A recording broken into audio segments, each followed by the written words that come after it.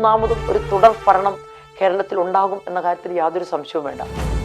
കാരണം കഴിഞ്ഞ 10 വർഷത്തെ LDFിന്റെ പ്രവർത്തനം വെച്ച് നോക്കുമ്പോൾ ജനങ്ങൾ ആഗ്രഹിക്കുന്നു. കേരള കോൺഗ്രസ് പാർട്ടിയെ പുറത്താക്കിയത് കൊണ്ട് UDFിന് വന്ന നഷ്ടം അതാണ്.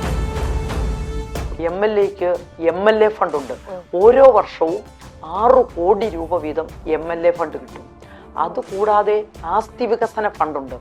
പക്ഷെ അങ്ങനെ നടത്താമെന്നിരിക്കെ 25 വർഷമായി എന്തുകൊണ്ടാണ് കടുത്തുരുത്തി ഈ ഒരു വികസന പിന്നോക്കാവസ്ഥ നേരിടുന്നത്?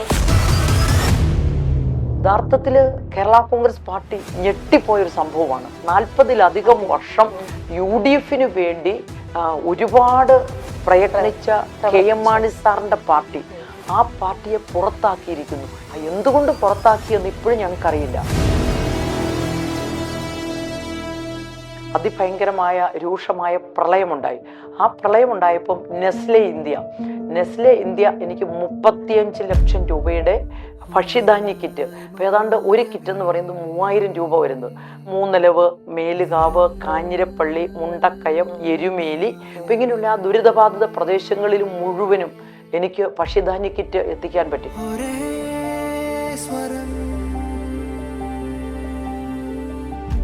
ഒരു ജില്ലാ പഞ്ചായത്ത് പ്രസിഡന്റ് വിചാരിക്കുമ്പോൾ ഇത്രയും വലിയൊരു കമ്പനി ആയിട്ടുള്ള അസോസിയേഷൻ, അതൊക്കെ എങ്ങനെയാ ചേച്ചി അത് നേടിയെടുത്തത്?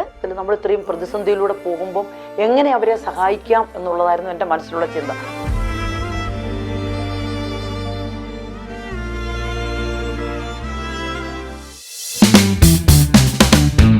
നമസ്കാരം. മൈൽസ്റ്റോൺ മേക്കേഴ്സിന്റെ എല്ലാ പ്രേക്ഷകർക്കും സ്വാഗതം. ദീപ് ഇത്രമേൽ ഇന്ന് നമ്മൾ ഇരിക്കുന്നത് പീപ്പിൾസ് ചോയ്സ് സെഗ്മെന്റ് ആണ്. ഈ ഒരു സെഗ്മെന്റിൽ എന്നോടൊപ്പം ജോയിൻ ചെയ്യുന്നത് നമ്മുടെ കുറവലങ്ങാട് എന്ന് പറയുന്ന സ്ഥലത്തിന്റെ വളർച്ചയ്ക്ക് അതിന് എന്താ പറയാ, ശരിക്കും വളരെ സ്ട്രോങ് ആയിട്ടുള്ള ഒരു അടിത്തറ പാകിയ നേതാവാണ് ഇന്ന് നമ്മളോടൊപ്പം ജോയിൻ ചെയ്യുന്നത്, ശ്രീമതി നിർമ്മല ജിമ്മി. ഹലോ ചേച്ചി. ഇപ്പോ ഇലക്ഷൻ കാര്യങ്ങളൊക്കെ ആയിട്ട് വളരെ ആക്റ്റീവായിട്ട് പര്യടനങ്ങളും ഒക്കെ ആയിട്ട് ഉഷാറായിട്ട് പോയിക്കൊണ്ടിരിക്കുകയാണ് അല്ലെ? ചേച്ചിയുടെ പറയുകയാണെങ്കിൽ തന്നെ 30 വർഷത്തിന് മേളിലായി ചേച്ചി വളരെ ആക്റ്റീവായിട്ട് പൊളിറ്റിക്സിൽ നിന്നുകൊണ്ടിരിക്കുന്നു. ചേച്ചിയുടെ പ്രവർത്തനങ്ങൾ നടത്തിക്കൊണ്ടേയിരിക്കുന്നു അല്ലെ? അപ്പോ ഇവിടെ തന്നെ ഈ മണ്ണിൽ ജനിച്ച് വളർന്ന ചേച്ചി കടത്തുരുത്തിയില് ഇന്നിപ്പോ ചേച്ചി ഇവിടെയാണ് ആദ്യമായിട്ടാണ് ചേച്ചി നിയമസഭയ്ക്ക് വേണ്ടിയിട്ട് ഇവിടെ മത്സരിക്കാനായിട്ട് നിൽക്കുന്നത് അല്ലെ? ആ ഒരു എക്സ്പീരിയൻസ് അല്ലെങ്കിൽ ആ ഒരു എന്താ പറയാ ഫസ്റ്റ് ടൈം നിയമസഭയിൽ എന്ന കോട്ടയം ജില്ലാ പഞ്ചായത്ത് പ്രസിഡന്റ് ഒക്കെ ആയിട്ട് എത്രയോ നാളുകൾ കുറവലങ്ങാടിനൊക്കെ വേണ്ടിയിട്ട് എന്തൊക്കെ പ്രവർത്തനങ്ങളാണ് ചേച്ചി ചെയ്തിരിക്കുന്നത്. എന്നിട്ട് നിയമസഭയിലേക്ക് വരാനായിട്ട് ഇത്രയും വൈകിയത് എന്തുകൊണ്ടാണ്? സ്ത്രീകളെ സംബന്ധിച്ചിടത്തോളം ത്രിതല പഞ്ചായത്തിൽ ആദ്യം 33%, അതിനുശേഷം 50% സംവരണമുണ്ട്. പക്ഷേ നിയമസഭയിലും പാർലമെന്റിലും സംവരണം ആയിട്ടില്ല. കേരള കോൺഗ്രസ് പാർട്ടിയെ സംബന്ധിച്ചിടത്തോളം കേരള കോൺഗ്രസ് പാർട്ടി എപ്പോഴും വനിതകളെ പ്രോത്സാഹിപ്പിക്കുന്ന ഒരു പാർട്ടിയാണ്. അപ്പൊ ഞാൻ 2 പ്രാവശ്യം ജനറൽ സീറ്റിൽ മത്സരിച്ചിട്ടുണ്ട്. യശശരീരനായ പ്രിയങ്കരനായ മാണി സാറ് ബ്ലോക്ക് പഞ്ചായത്തിലേക്ക് ജനറൽ സീറ്റിൽ മത്സരിപ്പിച്ച് എന്നെ പ്രസിഡന്റാക്കി. 5 വർഷവും ബ്ലോക്ക് പഞ്ചായത്തിന്റെ പ്രസിഡന്റായിട്ട് ഇരിക്കാൻ എനിക്ക് സാധിച്ചു. അപ്പൊ അതിനുശേഷം ജില്ലാ പഞ്ചായത്ത് പ്രസിഡന്റ് വനിതയായിരുന്നു. അപ്പോൾ എൻ്റെ ഡിവിഷൻ ജനറലാണ്. അപ്പോൾ എന്നെ മറ്റൊരു ഡിവിഷനിൽ, ഈരാറ്റുപേട്ട ഡിവിഷനിൽ കൊണ്ടു നിർത്തി ഞാൻ അവിടെ നിന്ന് മത്സരിച്ച് വിജയിച്ച് ജില്ലാ പഞ്ചായത്ത് പ്രസിഡന്റാക്കി. അപ്പം ഏറ്റവും ബഹുമാനപ്പെട്ട മാണി സാറിൻ്റെയും അതുപോലെ അതിനുശേഷം ജോസ് കെ മാണി. ഇപ്പം ഞാൻ കുറവലങ്ങാട് ഡിവിഷനിൽ കഴിഞ്ഞ പ്രാവശ്യം എൻ്റെ ഡിവിഷൻ പ്രവിത്താനമാണ്, ഭരണങ്ങാനം ഡിവിഷനാണ്. ഞാൻ അവിടെ നിന്ന് കുറവലങ്ങാട് വന്ന് നിന്ന് ജയിച്ച് ജില്ലാ പഞ്ചായത്ത് പ്രസിഡന്റായി അവിടെ പൊതുപ്രവർത്തനം നടത്തുകയാണ്. അപ്പം കേരള കോൺഗ്രസ് പാർട്ടി സ്ത്രീകൾക്ക് വലിയൊരു പരിഗണന തന്നുകൊണ്ട് 2 പ്രാവശ്യം ജനറൽ സീറ്റിൽ മത്സരിപ്പിച്ച് അതുപോലെ ഓരോ പ്രാവശ്യവും ഏതെങ്കിലുമൊക്കെ ഡിവിഷനിൽ മത്സരിപ്പിച്ച് ആണ് എന്നെ ഈ ഇവിടം വരെ എത്തിച്ചിരിക്കുന്നത്. ഇപ്പൊ എങ്ങനെ പോകുന്നു പ്രവർത്തനങ്ങളല്ലേ? ഇപ്പൊ ഇനി വളരെ കുറച്ച് ദിവസങ്ങളേ ഉള്ളൂ ഇലക്ഷൻ ആവാൻ വേണ്ടിയിട്ട്. എങ്ങനെ പോണു പ്രവർത്തനങ്ങൾ? വളരെ ഭംഗിയായിട്ട് പോകുന്നു. പ്രവർത്തനത്തെ സംബന്ധിച്ച് പറയുമ്പം ഞാൻ ഈ ഡിവിഷനിൽ ഈ കടുത്തുരുത്തി നിയോജക മണ്ഡലത്തിലേക്ക് സ്ഥാനാർത്ഥിയായി വന്ന് കഴിഞ്ഞപ്പോൾ തന്നെ വളരെ ആവേശത്തോടു കൂടിയാണ് കടുത്തുരുത്തിയിലെ ഇടതുപക്ഷ മുന്നണി എന്നെ സ്വീകരിച്ചത്.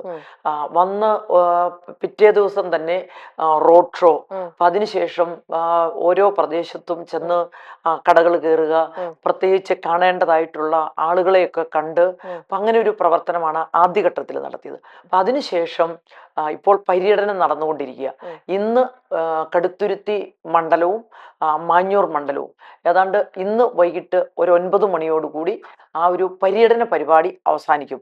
അത് കഴിഞ്ഞ് പിന്നെയുള്ള 1 മുതൽ 9 വരെ ഇലക്ഷൻ വരെയുള്ള ദിവസങ്ങൾ, അപ്പം ആ ദിവസങ്ങളിൽ തന്നെ കുറച്ച് ദിവസങ്ങൾ നമുക്കിപ്പം ജനങ്ങളുടെ ഇടയിലേക്ക് ഇറങ്ങാൻ പറ്റാത്ത ദുഃഖവെള്ളിയും അതുപോലെ പെസഹ വ്യാഴവും അങ്ങനെ പ്രധാനപ്പെട്ട ദിവസങ്ങളുണ്ട്. അപ്പം ആ ദിവസങ്ങൾ മാറ്റിവെച്ചിട്ട് ബാക്കിയുള്ള ദിവസങ്ങളിൽ ഓരോ പ്രദേശത്തുമുള്ള കടകൾ കയറുക, അതുപോലെ പിന്നെ സ്ഥാപനങ്ങൾ, പിന്നെ പറ്റുമെങ്കിൽ സമയം കിട്ടിയാൽ ആളുകൾ ഒരുമിച്ച് ചേർന്ന് താമസിക്കുന്ന പ്രദേശങ്ങൾ, കോളനി ഭാഗങ്ങൾ, അങ്ങനെയുള്ളതൊക്കെ കയറാം എന്നാണ് പ്രതീക്ഷിക്കുന്നത്. ഓക്കെ, ഇതിപ്പം ചേച്ചി ജനിച്ച സ്ഥലവും കൂടിയാണ് അല്ലെ? നമ്മൾ ജനിച്ച സ്ഥലം എന്ന് പറയുമ്പോൾ ചേച്ചിക്ക് ഇവിടെയുള്ള കുറേ നിങ്ങളുടെ തന്നെ കുടുംബക്കാർ കുറേ പേരുണ്ടാവും, നിങ്ങൾക്ക് കുറേ പേരെ ചേച്ചിക്ക് അറിയാവുന്ന ആൾക്കാരാണ്. അപ്പം രണ്ടുണ്ട് കാര്യം, നമുക്ക് അറിവുള്ള എല്ലാവരെയും അറിയുന്ന സ്ഥലത്ത് നമ്മൾ നിൽക്കുമ്പോൾ നമുക്കൊരു കോൺഫിഡൻസ് കൂടുതൽ കിട്ടും, അതൊരു സൈഡുണ്ട്. പക്ഷെ അതേപോലെ തന്നെ നമ്മുടെ പരിചയക്കാരുടെ ഇടയിലാകുമ്പോഴത്തേക്കും നമുക്ക് ഉത്തരവാദിത്വം കുറച്ചും കൂടി കൂടുതലുമാണ്. അങ്ങനെ രണ്ട് സൈഡും ഒരേപോലെ ചേച്ചി ഹാൻഡിൽ ചെയ്യാണ്. ആ ഒരു സംഭവം ചേച്ചി അത് അത്രയും ഈസിയാണോ ചേച്ചിയെ സംബന്ധിച്ച്? കഴിഞ്ഞ 30 വർഷത്തെ പൊതുപ്രവർത്തന രംഗത്ത് നിന്നുള്ള പരിചയം, പിന്നെ ജന്മം കൊണ്ടും കർമ്മം കൊണ്ടും കടുത്തുരുത്തി നിയോജക മണ്ഡലം എനിക്ക് അനുകൂലമാണ്. അപ്പം ഞാൻ ജനിച്ചതും ചെറിയ പ്രായത്തിൽ വളർന്നതും ഇപ്പോൾ ഓരോ പ്രദേശത്തേക്ക് ചെല്ലുമ്പോൾ, ഇപ്പോൾ പ്രത്യേകിച്ച് എൻ്റെ ജന്മനാടിനടുത്തുള്ള പ്രദേശത്തേക്കൊക്കെ വരുമ്പം വളരെ ആവേശത്തോടു കൂടിയാണ് അവർ സ്വീകരിക്കുന്നത്. അയ്യോ, കൊച്ചുനാളിൽ ഞങ്ങൾ എടുത്തുകൊണ്ട് നടന്നിട്ടുള്ളതാണ്, ഞങ്ങളുടെ സ്വന്തമാണ്, ഞങ്ങളുടെ കുടുംബത്തിലെ ഒരു അംഗമാണ് എന്നുള്ള മട്ടിലാണ് അവരെന്നെ സ്വീകരിക്കുന്നത്. അപ്പം അത് വളരെ ഒരു പോസിറ്റീവായിട്ടുള്ള, നമുക്ക് തന്നെ പോസിറ്റീവ് എനർജി കിട്ടും. അതുകൂടാതെ പിന്നെ കുറവലങ്ങാട്, ശരിക്കും പറയുവാണെങ്കിൽ അന്ന് ഞാൻ കുറവലങ്ങാട് ഡിവിഷനിലേക്ക് ജില്ലാ പഞ്ചായത്തിലേക്ക് മത്സരിക്കാൻ വന്നപ്പം എനിക്ക് ചെറിയ ആശങ്ക ഉണ്ടായിരുന്നു. കാരണം വേറൊരു സ്ഥലത്ത് നിന്ന് വന്ന് കുറവലങ്ങാട് നിന്ന് കഴിയുമ്പം എങ്ങനെ ആകും എന്നൊരു, പക്ഷെ ഭയങ്കര പ്രതീക്ഷിക്കാത്ത ഭൂരിപക്ഷത്തിലാണ് അന്ന് ഞാൻ കുറവലങ്ങാട് ഡിവിഷനിൽ ജയിച്ചത്. അത് മാത്രമല്ല, അന്ന് മുതൽ ഇന്ന് വരെ ഈ 5 വർഷങ്ങളിൽ ഈ കുറവലങ്ങാട് ഞാൻ മത്സരിച്ച പ്രദേശത്തെ, അത് കുറവലങ്ങാട്, കടപ്പളാമറ്റം, കാണക്കാരി, മാഞ്ഞൂര്, അപ്പം ഇങ്ങനെയുള്ള പഞ്ചായത്തുകളിലൊക്കെ അവർ ഭയങ്കര ആവേശത്തോടു കൂടി എന്നെ സ്വീകരിച്ച് കഴിഞ്ഞ 5 വർഷം അവരെന്നെ ചേർത്ത് നിർത്തിയാണ് മുന്നോട്ട് കൊണ്ടുപോയത്. അതിനുശേഷം ഇപ്പം ഈ നിയമസഭയിലേക്ക് എനിക്ക് സീറ്റ് കിട്ടണം എന്ന് അവരൊക്കെ ആഗ്രഹിച്ചിരുന്നു. അവരെന്നും ഇങ്ങനെ നിരന്തരം എന്നെ വിളിക്കുമായിരുന്നു, ചേച്ചി എങ്ങനെയെങ്കിലും സീറ്റ് നമുക്ക് മേടിക്കണം, നമുക്ക് ഇവിടെ കിട്ടിയാൽ ജയിക്കാം, കാരണം ചേച്ചിയുടെ പ്രവർത്തനം ഞങ്ങൾക്ക് അത്രയും ഇഷ്ടമാണ് എന്ന് പറയുമായിരുന്നു. അതുപോലെ ഒരുപാട് കാര്യങ്ങൾ ചെയ്യുവാൻ സാധിച്ചു. അപ്പം ഈ മണ്ഡലത്തിലുള്ളവർ തന്നെ എന്നോട് പലപ്പോഴും സൂചിപ്പിക്കാറുണ്ട്, ഒരു ജനപ്രതിനിധിക്ക്, ഒരു ജില്ലാ പഞ്ചായത്ത് മെമ്പറിന് 2 വർഷം പ്രസിഡന്റ് ആയിരുന്നപ്പോൾ ഇത്രയും കാര്യങ്ങൾ ചെയ്യാൻ സാധിക്കും എന്നുള്ളത് ഒരിക്കലും ഞങ്ങൾ പ്രതീക്ഷിച്ചിരുന്നില്ല. ഞങ്ങൾ അത്ഭുതത്തോടു കൂടിയാണ് ചേച്ചി ചെയ്ത വികസന പ്രവർത്തനങ്ങളെ നോക്കിക്കാണുന്നത്. അത് ഇനിയും ഈ കടുത്തുരുത്തി നിയോജക മണ്ഡലം കഴിഞ്ഞ കുറേ വർഷമായി, 25 വർഷമായി ഒരേ ആള് തന്നെ MLA ആയിട്ടിരിക്കുന്നു. പക്ഷേ ഭയങ്കരമായ ഒരു വികസന മുരടിപ്പ്, ഒരു വികസന പിന്നോക്കാവസ്ഥ കടുത്തുരുത്തിയിലുണ്ട്. അപ്പം അത് മാറ്റിയെടുക്കണേ, ചേച്ചിക്ക് സാധിക്കും, ഇങ്ങോട്ട് പോന്നാൽ മതി, ഞങ്ങൾ ഏറ്റു എന്ന് പറഞ്ഞ് ഭയങ്കര ആവേശത്തോടു കൂടിയാണ് എന്നെ സ്വീകരിച്ചത്. അതെനിക്ക് ഭയങ്കരമായിട്ട് ഫീൽ ചെയ്യുന്നുണ്ട്.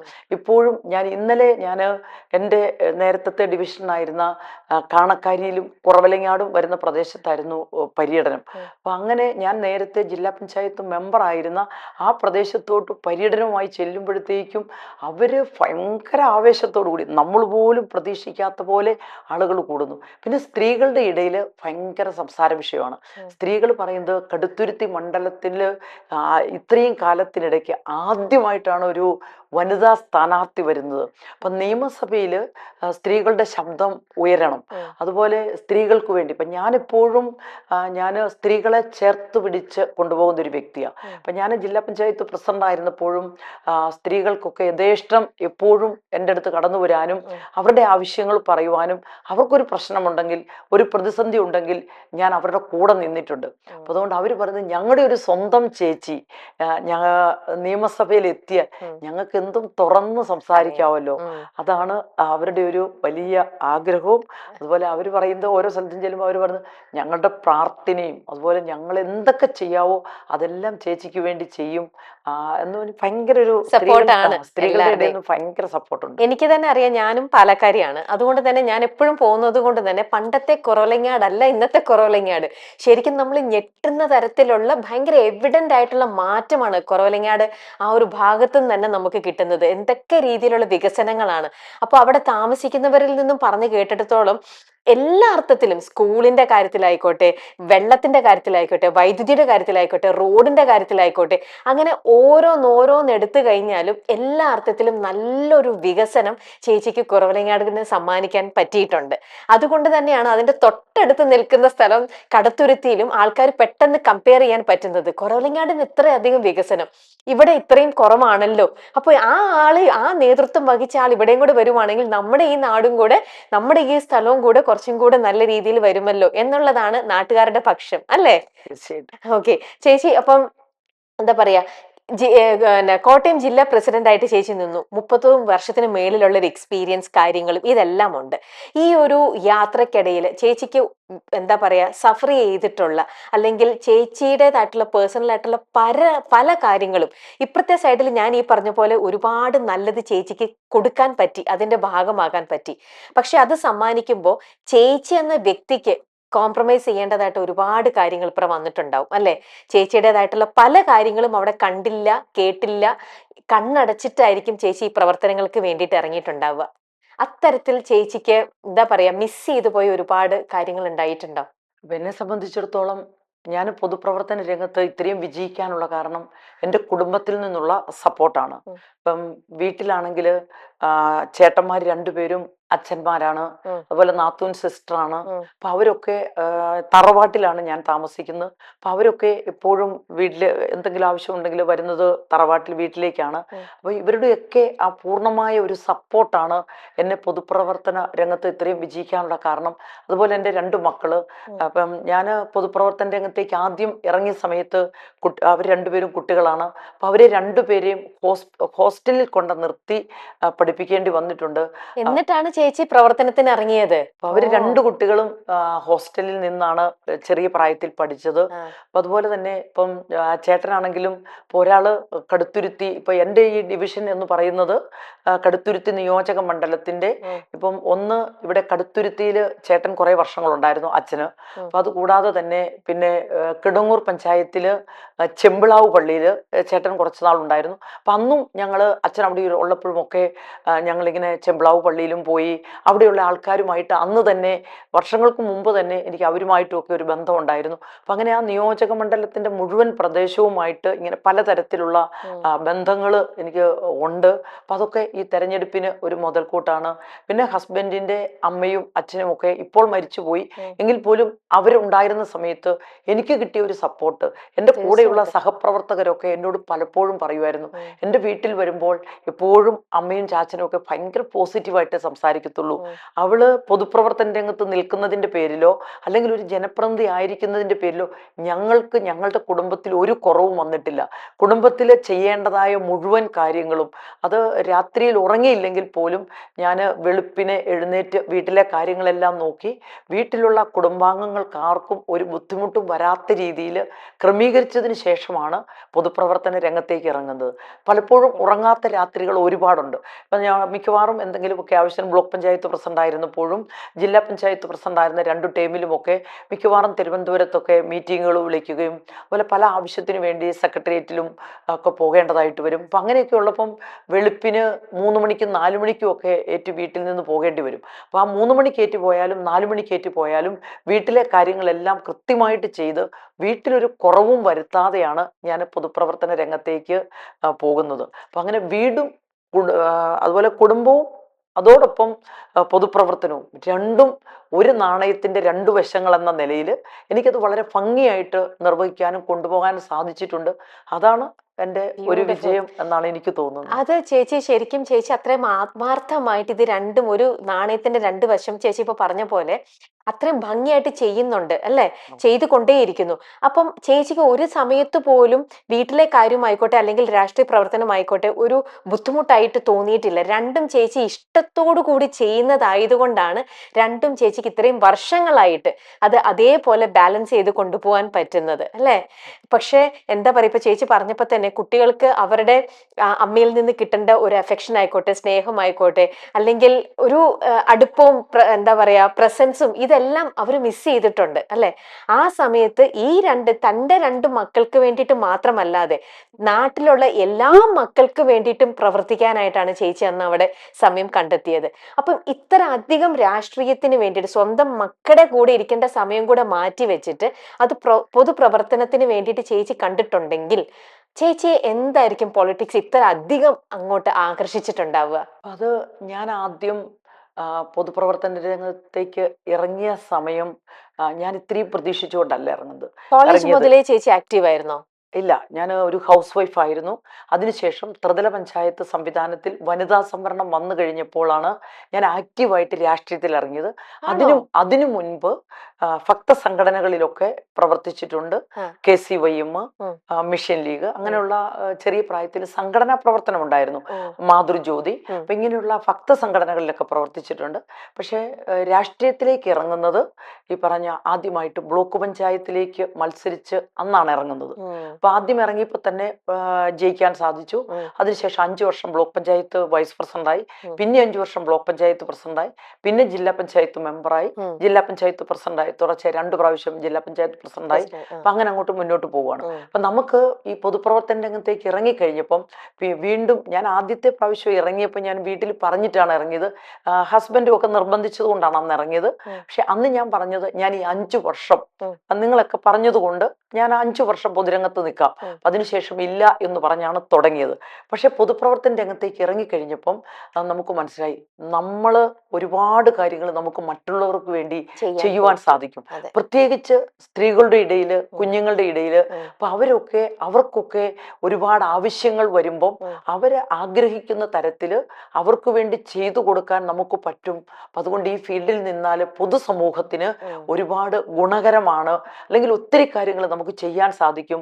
പ്രത്യേകിച്ച് പാവപ്പെട്ടവരുടെ ഒക്കെ ഇടയിൽ, പാവപ്പെട്ട ആളുകൾക്കൊക്കെ വീടില്ലാത്തവർക്ക് ഒരു വീട് കൊടുത്തു കഴിയുമ്പം, അല്ലെങ്കിൽ അവർക്ക് ഒരു അസുഖമായിട്ടിരുന്ന് കഴിയുമ്പോൾ ഒരു ഹോസ്പിറ്റലിൽ, ഇപ്പം മെഡിക്കൽ കോളേജിലോ അതുപോലുള്ള ഹോസ്പിറ്റലിലൊക്കെ വിളിച്ചു പറഞ്ഞ് അവർക്കൊരു ഹെൽപ്പ് ചെയ്ത് കൊടുത്തു കഴിയുമ്പോൾ അവരുടെ ആ സ്നേഹവും അവരുടെ ആ ഒരു സപ്പോർട്ടും സന്തോഷവും പ്രാർത്ഥനയും, അതാണ് എന്നെ ഈ പൊതുപ്രവർത്തന രംഗത്ത് മുന്നോട്ട് നയിക്കുന്നത്.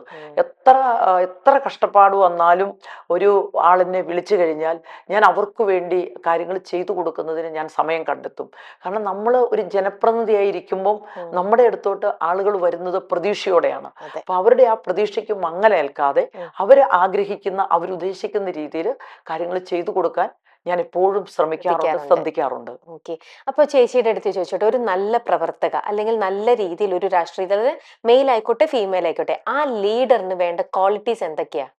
ആദ്യത്തെ ഒരു മെയിൻ ആയിട്ട് വേണ്ട ഒരു 3 or 5 ക്വാളിറ്റീസ് എന്തൊക്കെയായിരിക്കും? അപ്പൊ ശരിക്കും പറഞ്ഞാൽ നമുക്ക് നല്ല ക്ഷമ വേണം. അപ്പൊ നമ്മളിപ്പോ ഒരു കാര്യത്തിന് നമ്മുടെ ആൾക്കാർ നമ്മുടെ അടുത്ത് വന്നു കഴിയുമ്പം ചിലപ്പോൾ ഒരുപക്ഷെ പെട്ടെന്ന് നമുക്ക് അതങ്ങോ അവരുദ്ദേശിക്കുന്ന രീതിയിൽ ചെയ്തു കൊടുക്കാൻ പറ്റിയെന്ന് വരികയില്ല. പക്ഷെ എങ്കിൽ പോലും ചിലപ്പോൾ അവർ നമ്മളോട് വഴക്കുണ്ടാക്കിയെന്നിരിക്കും, അല്ലെങ്കിൽ നമ്മളോട് ദേഷ്യപ്പെട്ടെന്നിരിക്കും. അങ്ങനെയൊക്കെയുള്ള പ്രശ്നങ്ങളൊക്കെ ഉണ്ടാവാറുണ്ട്. പക്ഷെ എങ്കിൽ പോലും നമ്മൾ ആ കാര്യങ്ങൾ ചെയ്തു കൊടുത്തു കഴിയുമ്പം പിന്നെ അവരൊരിക്കലും നമ്മളെ മറക്കത്തില്ല. പിന്നെ അവരുടെ മനസ്സിൽ നമ്മളുണ്ട്.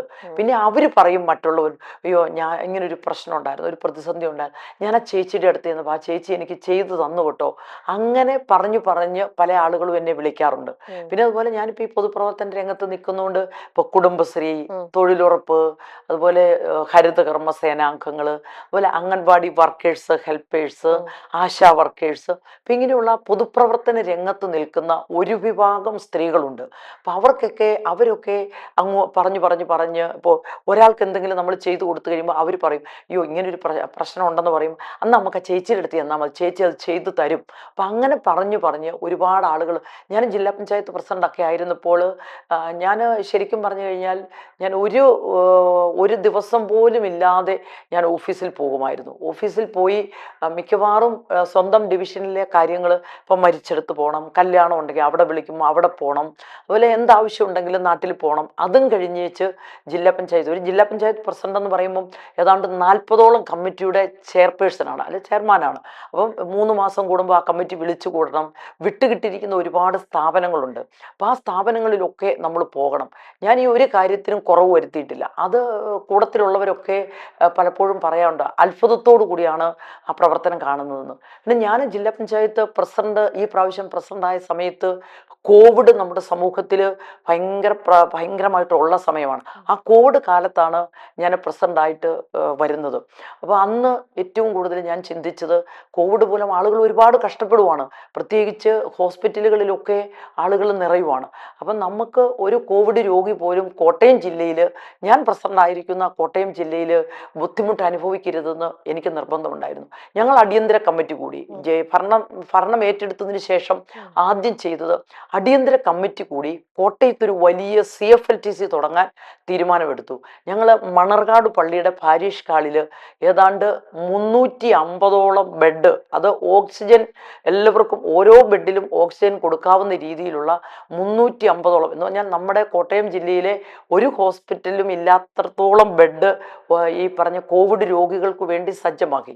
പിന്നെ ഈ പറഞ്ഞ ജില്ലാ പഞ്ചായത്തിൽ നിന്ന് കോവിഡ് പ്രവർത്തനത്തിന് വേണ്ടി എടുക്കാവുന്ന ഫണ്ട് വളരെ കുറവാണ്. അപ്പം നമുക്ക് സർക്കാർ ഓർഡർ വരും, ഇത്ര രൂപ കോവിഡ് പ്രവർത്തനത്തിന് വേണ്ടി എടുക്കാം. അപ്പം ആ ഒരു കിട്ടുന്ന ഫണ്ട് കൊണ്ട് നമുക്ക് എങ്ങും എത്തത്തില്ല. അപ്പം ഞാൻ ചെയ്തത് എന്താണെന്ന് ചോദിച്ചാൽ, ഞാൻ CSR ഫണ്ട് സ്വരൂപിച്ചു. ഇപ്പോൾ MRFിൽ ചെന്ന് അവരോട് പറഞ്ഞപ്പോൾ അവർ പറഞ്ഞു, പൈസയായിട്ട് ഞങ്ങൾക്ക് തരാൻ ബുദ്ധിമുട്ടാണ്. ഞാൻ പറഞ്ഞു, പൈസയായിട്ട് വേണ്ട, നിങ്ങൾ പൾസ് ഓക്സിമീറ്റർ മേടിച്ച് തന്നാൽ മതി. അവർ 10 ലക്ഷം രൂപയുടെ പൾസ് ഓക്സിമീറ്റർ. അപ്പം അന്ന് ഈ ഓക്സിജൻ കുറയുന്നുണ്ടോ എന്നുള്ളത് നോക്കാൻ വേണ്ടിയിട്ട് ഇത് വളരെ ആവശ്യമാണ്. പല ഹോസ്പിറ്റലിലും ഒക്കെ ഇതിൻ്റെ കുറവുണ്ട്. അപ്പം അന്ന് കോട്ടയം ജില്ലയിലെ മുഴുവൻ ഹോസ്പിറ്റലുകളിലും, അതുപോലെ മുഴുവൻ ഗ്രാമപഞ്ചായത്തുകളിലും, ഇപ്പം ഈ പഞ്ചായത്തിൽ CFLTC ചെറിയ തോതിലുള്ള CFLTCകൾ എല്ലാ പഞ്ചായത്തും തുടങ്ങിയിട്ടുണ്ട്. അപ്പം അവർക്കിതൊക്കെ ആവശ്യമാണ്. അപ്പം ഞാനിത് സൗജന്യമായിട്ട് കോട്ടയം ജില്ലയിലെ മുഴുവൻ സ്ഥലത്തും എത്തിച്ചു കൊടുത്തു. അതവർക്ക് വളരെ പ്രയോജനപ്രദമായിരുന്നു. ചേച്ചിക്ക് ഒരു പക്ഷെ ഇത്രയും നല്ലൊരു ലീഡർ ആവാൻ പറ്റിയത്, ചേച്ചി കണ്ടു പഠിച്ചത് മറ്റാരിൽ നിന്നുമല്ല, ശ്രീ KM മാണി അല്ലേ. അദ്ദേഹത്തിന്റെ കൂടെ ആ പാർട്ടിയിൽ നിന്ന് എത്രയോ വർഷങ്ങളാണ് ചേച്ചി ആക്റ്റീവായിട്ട് നിന്നിരുന്നത്. 2 ഇല എന്ന് പറഞ്ഞു കഴിഞ്ഞാൽ UDFന്റെ KM മാണി ലീഡ് ചെയ്യുന്ന ആ ഒരു സെക്ടർ നമുക്കറിയാവുന്ന ഒരു കാര്യമാണ്. പക്ഷേ ഈ അടുത്ത കാലത്ത് നിങ്ങൾ UDFൽ നിന്നും മാറി ഇപ്പൊ നിങ്ങൾ LDFലേക്ക് ജോയിൻ ചെയ്തിരിക്കുകയാണ്. അങ്ങനെ പാർട്ടി ഇപ്പൊ സ്വിച്ച് ചെയ്തിട്ടാണ് വന്നിരിക്കുന്നത്. അതിന്റെ കാരണം എന്താ ചേച്ചി ശരിക്കും? യഥാർത്ഥത്തിൽ കോട്ടയം ജില്ലാ പഞ്ചായത്തിലെ ഒരു പ്രശ്നം പറഞ്ഞാണ് UDFൽ പ്രശ്നം ഉണ്ടാവുന്നത്. സത്യത്തിൽ അത് അന്ന് പറഞ്ഞ് ഒരു ധാരണയിലെത്തി. അതെന്ത് കാര്യങ്ങളാണ് ചെയ്യേണ്ടത്, അപ്പം അതിനുള്ള ആ ഒരു കാര്യങ്ങളൊക്കെ പറഞ്ഞ് ഏതാണ്ട് ധാരണയായി. അത് പിറ്റേ ദിവസം ഒരു ചർച്ചയ്ക്ക് വെച്ചിട്ടുണ്ടായിരുന്നു. അപ്പോൾ അത് കേരള കോൺഗ്രസ് പാർട്ടിയുടെ ചെയർമാൻ ശ്രീ ജോസ് കെ മാണിയും അതുപോലെ കോൺഗ്രസിൻ്റെ ലീഡേഴ്സുമായി പിറ്റേ ദിവസം ഒരു ചർച്ച ചെയ്ത് അത് കാര്യങ്ങളെല്ലാം ഏതാണ്ട് ഒന്ന് ക്രമീകരിച്ചു. അപ്പം അങ്ങനെ ഇരിക്കെ ചർച്ചയൊക്കെ കഴിഞ്ഞ് പിറ്റേ ദിവസം എല്ലാം ധാരണയായി. അതിനുശേഷം പിറ്റേ ദിവസം അത് നടപ്പിലാക്കാൻ പറ്റുന്ന തരത്തിലേക്ക് എത്തി നിന്നപ്പോഴാണ് TV ഒരു വാർത്ത കാണുന്നത്. യഥാർത്ഥത്തിൽ കേരള കോൺഗ്രസ് പാർട്ടി ഞെട്ടിപ്പോയൊരു സംഭവമാണ്. ഒരിക്കലും പ്രതീക്ഷിക്കാതെ ഏതാണ്ട് 40 വർഷത്തോളം, 40-ലധികം വർഷം UDFന് വേണ്ടി ഒരുപാട് പ്രയത്നിച്ച KM മാണി സാറിന്റെ പാർട്ടി, ആ പാർട്ടിയെ പുറത്താക്കിയിരിക്കുന്നു. അതിപ്പോഴും നമ്മൾ യൂട്യൂബൊക്കെ എടുത്ത് നോക്കിയാൽ കാണാൻ പറ്റും. ബെന്നി ബെഹനാണ് TV പറയുന്നത്, കേരള കോൺഗ്രസ് പാർട്ടിയെ പുറത്താക്കിയിരിക്കുന്നു. എന്തുകൊണ്ട് പുറത്താക്കിയെന്ന് ഇപ്പോഴും ഞങ്ങൾക്കറിയില്ല. കേരള കോൺഗ്രസ് പാർട്ടി ഒരിക്കലും പുറത്താക്കപ്പെടേണ്ട രീതിയിലുള്ള ഒരു പ്രവർത്തനവും ഒരിക്കലും അവിടെ ചെയ്തിട്ടില്ല. എനിക്ക് തോന്നുന്നത് കേരള കോൺഗ്രസ് പാർട്ടി, മാണി സാറ് മരിച്ചു കഴിഞ്ഞ് കേരള കോൺഗ്രസ് പാർട്ടിക്ക് ഇത്രയും ശക്തി ഉണ്ടെന്നോ, അല്ലെ കേരള കോൺഗ്രസ് പാർട്ടി കേരളത്തിൽ അങ്ങോളം ഇങ്ങോളം ഇത്രയും വലിയ ഒരു പാർട്ടിയാണെന്നോ ഒക്കെ ചിന്തിക്കാൻ ഒരുപക്ഷെ കോൺഗ്രസിൻ്റെ ഈ പുറത്താക്കിയെന്ന് പ്രഖ്യാപിച്ച നേതാക്കന്മാർക്ക് പറ്റാത്തത് കൊണ്ടാവാം. എന്തായാലും കേരള കോൺഗ്രസ് പാർട്ടിയെ പുറത്താക്കി. അതിനുശേഷം ഒരു 3-4 ദിവസം കേരള കോൺഗ്രസ് പാർട്ടിയുടെ ചെയർമാനും അതുപോലെ ഇപ്പോൾ മിനിസ്റ്റർ ആയിരിക്കുന്ന റോഷി അഗസ്റ്റിനും മറ്റ് ലീഡേഴ്സൊക്കെ വെയിറ്റ് ചെയ്തു. പുറത്താക്കിയെങ്കിലും വീണ്ടും തിരികെ യു ഡി എഫിലേക്ക് തന്നെ തിരികെ വിളിക്കും എന്നോർത്ത് 3 ദിവസം 4 ദിവസം കാത്തിരുന്നിട്ടും തിരികെ വിളിച്ചില്ല. കേരള കോൺഗ്രസ് പാർട്ടി വഴിയിലും പുഴയിലും അല്ലാതെ ഒരിടത്തുമല്ലാതെ ആ പാർട്ടി അങ്ങ് തീർന്നു പൊക്കോളും. അപ്പോൾ ആ പാർട്ടിയിലുള്ള അംഗങ്ങൾ സ്വാഭാവികമായിട്ടും എല്ലാവരും യു ഡി എഫ് വികാരമുള്ളവരാണ്, യു ഡി എഫിലേക്ക് ചെല്ലും എന്നൊക്കെയാണ് അന്ന് അവർ പ്രതീക്ഷിച്ചത്.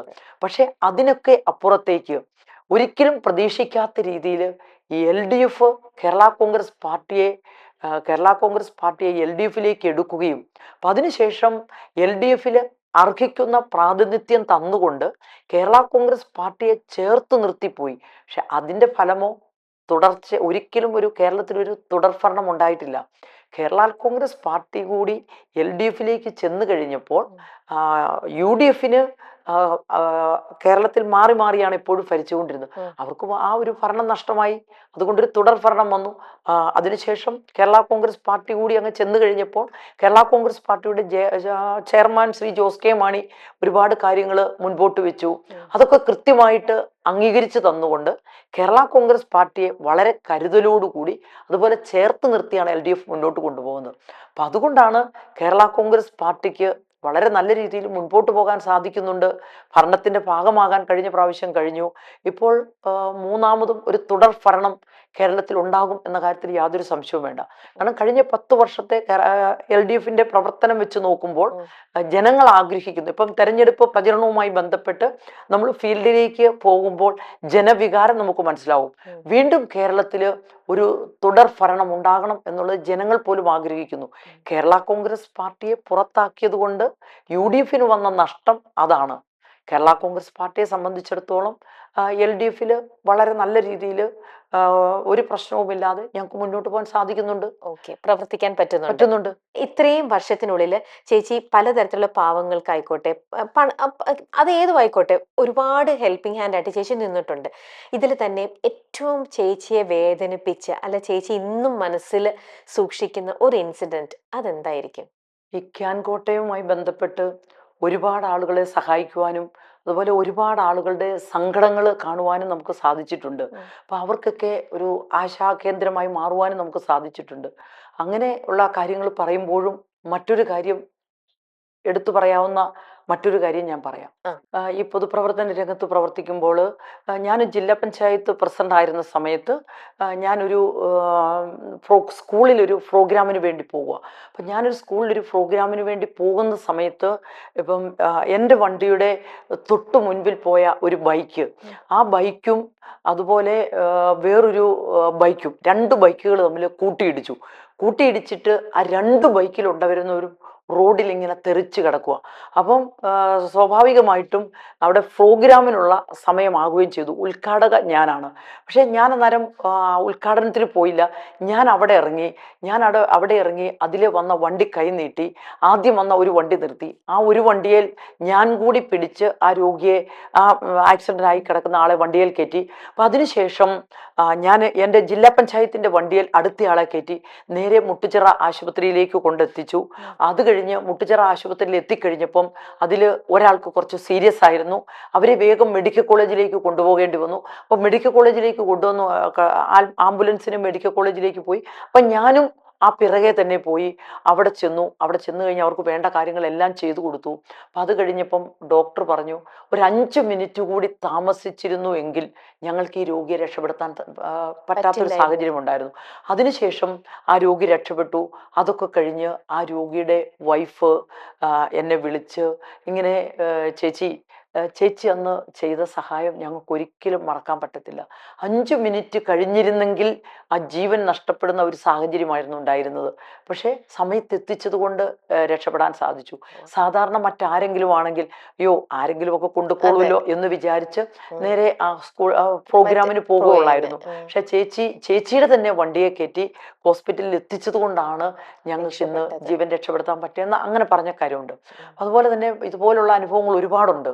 ഞാൻ ഇപ്പം എവിടെയെങ്കിലും പോകുന്ന വഴിക്ക് ഒരു ആക്സിഡന്റ് കണ്ടാൽ, അല്ലെങ്കിൽ പെട്ടെന്ന് എന്തെങ്കിലും നമ്മൾ ചെയ്യേണ്ട ഒരു സാഹചര്യം കണ്ടാൽ, ഞാൻ അപ്പോഴേ വണ്ടി അവിടെ നിർത്തി അവരെ എത്തിക്കേണ്ടടുത്ത് എത്തിച്ച് കാര്യങ്ങൾ ചെയ്യാറുണ്ട്.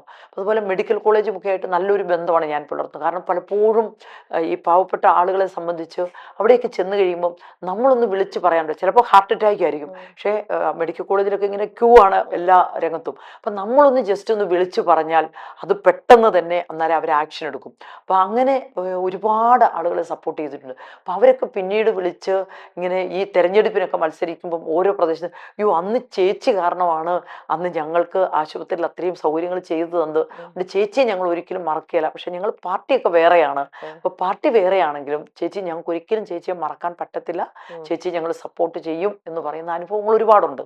ചേച്ചി ജയിക്കും എന്നുള്ളത് ചേച്ചിക്ക് ഇപ്പോൾ ഉറപ്പായിട്ടുള്ള ഒരു കാര്യമാണ്. അങ്ങനെ ചേച്ചി ജയിച്ചു വന്നു കഴിയുമ്പോൾ ചേച്ചി കടത്തുരുത്തിയിൽ ചെയ്യാൻ പോകുന്ന ആദ്യത്തെ 3 കാര്യങ്ങൾ എന്തൊക്കെയായിരിക്കും? അപ്പം ഞാൻ തെരഞ്ഞെടുപ്പ് പ്രചരണവുമായി ഓരോ പ്രദേശത്തേക്കും ചെന്ന് കഴിയുമ്പോൾ എനിക്ക് ഏറ്റവും ഒരു പ്രശ്നമായി തോന്നിയത് ഒന്ന് റെയിൽവേ മേൽപ്പാലം. ഇപ്പം ഞങ്ങൾ ഒരു റെയിൽവേ ക്രോസിൽ ചെന്നപ്പോൾ 7 ട്രെയിൻ കടന്നു പോയതിന് ശേഷമാണ് ഞങ്ങൾക്ക് അപ്പുറത്തേക്ക് കടക്കാൻ സാധിച്ചത്. അപ്പോൾ എൻ്റെ മനസ്സിലേക്ക് കടന്നു വന്നത് ഒരു അറ്റാക്കായിട്ട് അല്ലെങ്കിൽ സീരിയസ് ആയിട്ടുള്ള ഒരു രോഗിയെ കൊണ്ടാണ് വരുന്നതെങ്കിൽ ആ റെയിൽവേ ക്രോസിൽ അകപ്പെട്ടു പോയാൽ അവരുടെ അവസ്ഥ എന്താകുമെന്ന് അവിടെ ഇരുന്ന് ഞാനിങ്ങനെ ചിന്തിച്ചു. അപ്പോൾ ഞാൻ ചിന്തിച്ചു, ഞാൻ ഇവിടെ നിന്നും ജയിച്ച് ഒരു ജനപ്രതിനിധിയായിട്ട് വന്നിട്ടുണ്ടെങ്കിൽ റെയിൽവേ മേൽപ്പാലം പണിത് അത് ട്രെയിൻ പോകുന്ന സമയത്ത് തന്നെ അപ്പുറത്തേക്ക് കടന്നു പോകാവുന്ന രീതിയിലുള്ള മേൽപ്പാലങ്ങൾ തീർക്കുക. അത് വളരെ പ്രധാനപ്പെട്ട കാര്യമാണ്. ഞാൻ അത് ഉറപ്പായിട്ടും ഞാനത് ചെയ്യും, റെയിൽവേ മേൽപ്പാലം. അതുപോലെ തന്നെ രണ്ടാമത് ഇപ്പം കടുത്തുരുത്തി ബൈപ്പാസ് ഇതുവരെ പൂർത്തീകരിക്കാൻ സാധിച്ചിട്ടില്ല. കടുത്തുരുത്തി ബൈപ്പാസ് പൂർത്തീകരിക്കുകയും കുറവിലങ്ങാട് ബൈപ്പാസ് എത്രയും പെട്ടെന്ന് അതിന്റെ പണികൾ തുടങ്ങി അത് പൂർത്തീകരിക്കുകയും ചെയ്യും. അതുകൂടാതെ കടുത്തുരുത്തിയിലെ ടെക്നിക്കൽ സ്കൂള്, അത് കടുത്തുരുത്തി നിവാസികളുടെ ഒരു സ്വപ്നമാണ് ആ ടെക്നിക്കൽ സ്കൂൾ എന്നുള്ളത്. ഞാൻ ഇവിടെ നിന്നും ഒരു ജനപ്രതിനിധിയെ വന്നാൽ ആ ടെക്നിക്കൽ സ്കൂളിന്റെ പണികൾ എത്രയും പെട്ടെന്ന് പൂർത്തീകരിച്ച് അത് ആളുകൾക്ക് പ്രയോജനപ്രദമാക്കി മാറ്റും. ഓക്കെ. ഇനി ഇവിടെ നിലവിൽ വേറൊരു പാർട്ടിയാണ് ഇവിടെ ചെയ്തുകൊണ്ടിരുന്നത്, ഭരിച്ചുകൊണ്ടിരുന്നത് അല്ലെ? അവിടെ നിന്ന് ഇപ്പൊ ചേച്ചി വരുവാണെങ്കിൽ ഇവിടെ വന്ന് ഇത് വർഷങ്ങളായിട്ട് ഇവിടെ പോയിക്കൊണ്ടിരിക്കുന്ന ഒരു ശീലമോ ഒരു രീതിയോ ഉണ്ടാവും. അതിൽ ചേച്ചി ആദ്യമായിട്ട് മാറ്റാൻ പോകുന്നത് എന്തായിരിക്കും? ഇപ്പൊ ഇവിടുത്തെ ചർച്ച വികസനം തന്നെയാണ്. ഇപ്പൊ ഇവിടുത്തെ ജനങ്ങൾ ആഗ്രഹിക്കുന്നത് ആ വികസനം തന്നെയാണ്. വികസന പിന്നോക്കാവസ്ഥയുണ്ട്, അത് മാറ്റിയെടുക്കണം. ഞാൻ ഇപ്പം എൻ്റെ കുറവലങ്ങാട് ഡിവിഷനിൽ ഞാൻ സൂചിപ്പിച്ചു 34.5 കോടി രൂപയുടെ വികസനം നടത്തിയെന്ന്. അതിൽ തന്നെ എടുത്തു പറയാവുന്ന ഒരുപാട് വികസനങ്ങളുണ്ട്. ഇപ്പം ഞാൻ കുറവലങ്ങാടേക്ക് കാലുകുത്തിയ അന്ന് തന്നെ ഞാൻ മനസ്സിൽ കരുതിയ ഒരു കാര്യമാണ് യശശരീരനായ മാണിസാറിൻ്റെ പേരിൽ ഒരു സ്മാരകം. ഞാൻ KM മാണി തണൽ എന്നൊരു സ്ഥാപനം അവിടെ കൊണ്ടുവന്നു. അത് കുടുംബശ്രീ പ്രീമിയം കഫേ അതിൽ പ്രവർത്തിക്കുന്നു. 50 കുടുംബശ്രീ വനിതകൾക്ക് അതിലൂടെ തൊഴിൽ ലഭിക്കുന്നുണ്ട്. അപ്പം അത് കടുത്തുരുത്തി നിയോജക മണ്ഡലത്തിലെ മുഴുവൻ പ്രദേശത്തേക്കും തൊഴിൽ രഹിതരായ സ്ത്രീകൾക്കും അതുപോലെ യുവജനങ്ങൾക്കും തൊഴിൽ കിട്ടുന്നതിനുള്ള തൊഴിൽ സംരംഭങ്ങൾ കടുത്തുരുത്തി നിയോജക മണ്ഡലത്തിൽ ഉടനീളം കൊണ്ടുവരണം എന്ന ആഗ്രഹം എനിക്കുണ്ട്.